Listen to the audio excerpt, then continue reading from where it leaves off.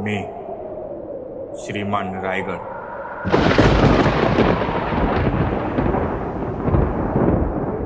सह्याद्रीच्या कुशीत अभिमानाने उभा असलेला.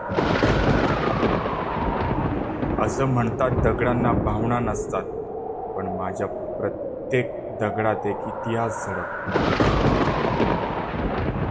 मी युद्ध पाहिलं, मी विजय पाहिला, मी बलिदान पाहिलं आणि एका स्वप्नाचा जन्मही पाहिला.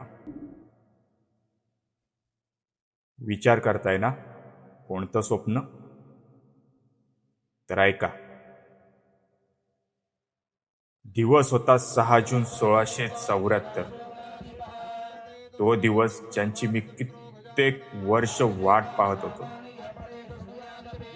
त्या दिवशी माझ्या प्रत्येक दगडात आनंद होता, कारण माझा शिवबा छत्रपती होणार होता. त्या दिवशी मी फक्त किल्ला नव्हतो, मी स्वराज्याचा सुवर्ण क्षणांचा साक्षीदार होतो. आज तुम्ही माझ्या राजाचा राज्याभिषेक पाहता, जल्लोषात साजरा होणारा तो भव्य सोहळा पाहता. पण त्या सोहळ्यामागची गोष्ट कधी पाहिली आहे का? मी पाहिली आहे. त्या प्रत्येक हाताची मेहनत जी दिसत नाही, पण त्या सोहळ्याला भव्य बनवते. आज मी तुम्हाला माझ्या राजाचा राज्याभिषेक नाही, तर तो राज्याभिषेक घडवणाऱ्या माझ्या आजच्या मावळ्यांची गोष्ट सांगणार आहे. आज मी खूप आनंदी आहे, कारण माझा प्रत्येक मावळा मला एकदा सजवण्यासाठी जीवापाड मेहनत घेत आहे. कोणी आई शिरकाई देवीचं मंदिर सजवत आहे, तर कोणी डोक्यावर फुलांच्या ओंजळी घेऊन माझ्या दिशेने चालत आहे.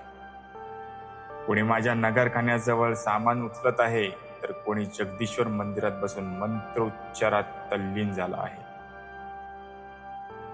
कोणी दूर दूरून आलेल्या मावळ्यांची सेवा करत आहे, तर कोणी माझ्या राजांच्या पालखीला फुलांनी सजवत आहे.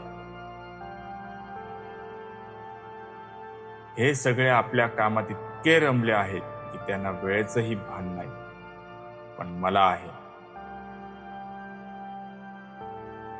कारण माझा प्रत्येक दगड त्यांच्या प्रत्येक कष्टाचा साक्षीदार आहे.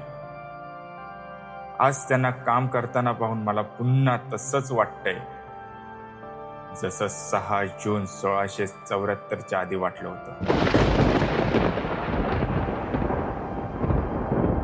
चला, आज मी पुन्हा तुम्हाला दाखवतो राज्याभिषेकाच्या आदल्या दिवशी माझ्या अंगावर कसं स्वराज्य फुलतं ते. ओम श्री गणेश शारदा गुरुभ्यो नमः. हर ओम श्री मन्मः शिवगणाधीश्वराय नमः. श्री गुरुभ्यो नमः. श्री सरस्वती नमः. श्री गुरुभ्यो नमः.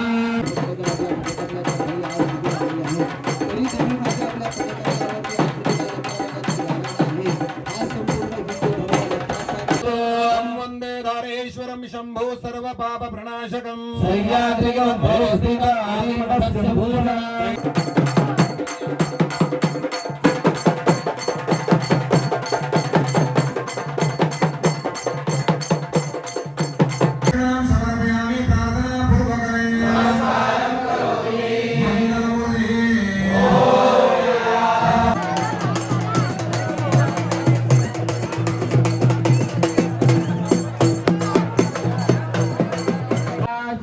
वर्तमान श्री चंद्रे मिथुन राशि स्थिते वर्तमान श्री रवि कर्क राशि स्थिते वर्तमान श्री देवगुरु.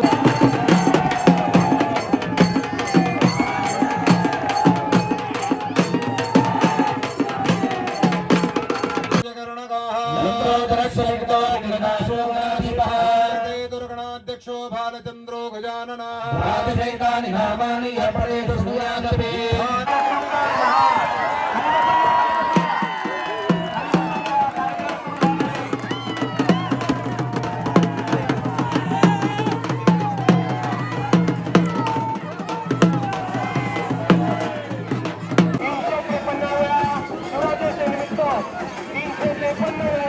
पट्टा फिरून आपण वेगळ्या प्रकारचा बहुमानित व मानवंदना दिलेले हे जे तुम्ही पाहिलत ना, ही फक्त तयारी नाही, हा प्रत्येक मावळ्याचा माझ्या राजांप्रती असलेला निस्वार्थ प्रणाम आहे. आता मी तुम्हाला एक असा सत्य दाखवणार आहे जे मी स्वतः माझ्या डोळ्यांनी पाहिलं आहे. मी जगदीश्वर मंदिर. शतकानुशतक मी अनेक आनंदाचे क्षण पाहिले, अनेक दुःखांचे क्षणही अनुभवले. पण एक प्रसंग असा होता ज्याने माझ्या दगडांना ही वेदना दिली. माझ्या समोर उभा असलेला हा नंदी कधी काळी अभिमानाने उभा होता,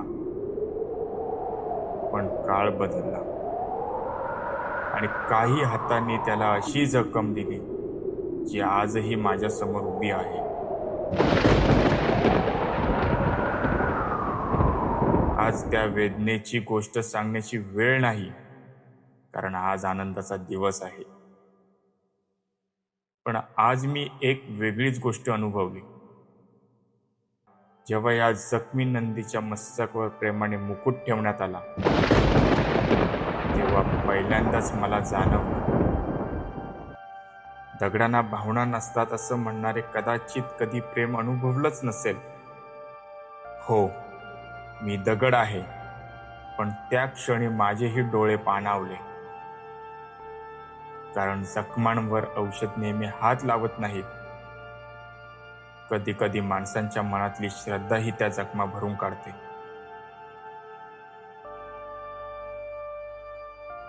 बस, आता त्या आठवणी इथेच थांबूया. कारण आज दुःखात रमायचा दिवस नाही, आज आनंद साजरा करण्याचा दिवस आहे. चला, मी तुम्हाला दाखवतो राज्याभिषेकाच्या आदल्या रात्री माझं रूप कसं बदलतं ते.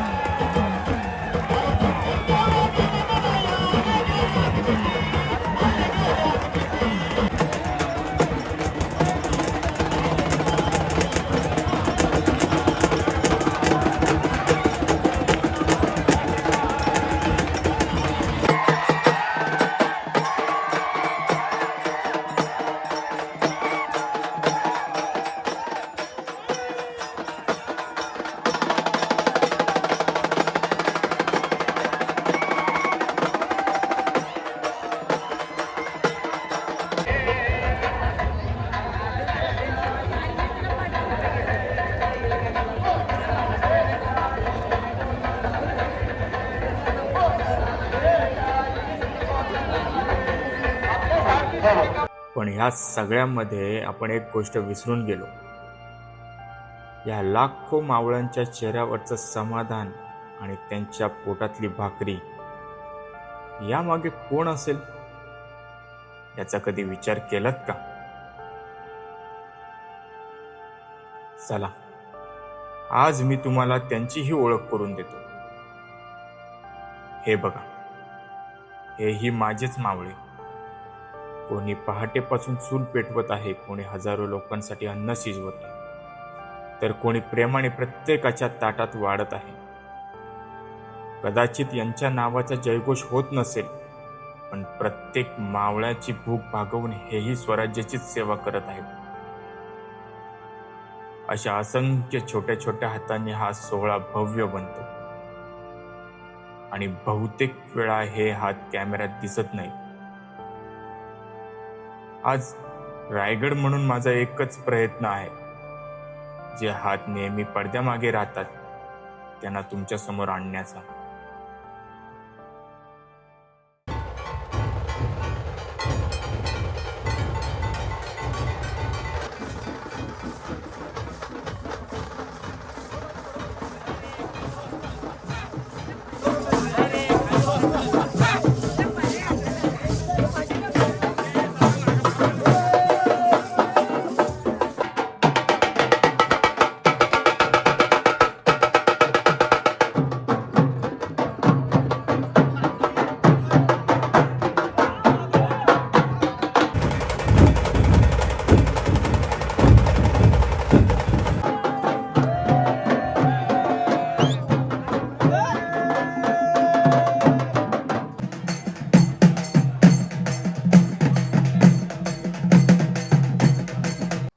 आला,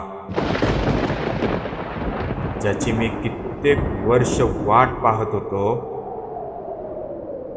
माझा शिवबा हाच सिंहासनाधीश्वर झाला.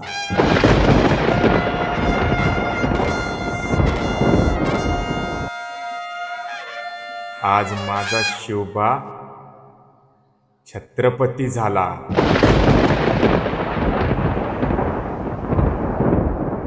आज माझा शिवबा छत्रपती झाला. आज माझा शिवबा छत्रपती झाला.